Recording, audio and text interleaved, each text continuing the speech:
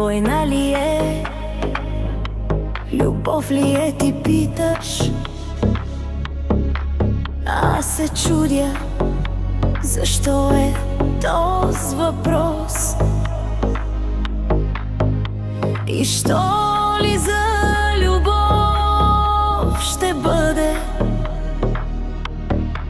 ако сърцата имат нож? Но я кажи ми първо, срещу и за какво и кой се бориш? Ако си представиш, че си на война, нима не знаеш, че сърцето не воюва, но и никога не ще да го спечелиш, ако сама не искам да ти го даря.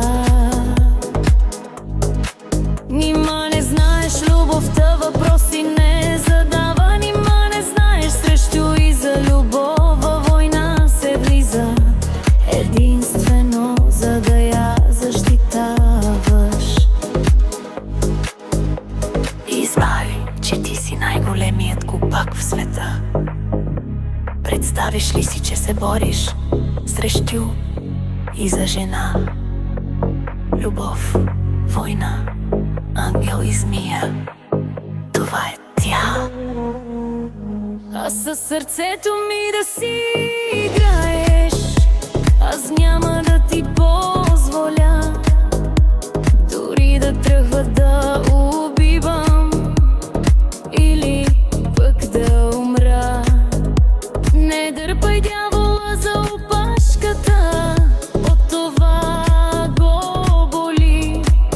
Ако не знаеш как да го обичаш или пък как да му се извиниш, защото тогава той иска да убива, а ти бавно умираш.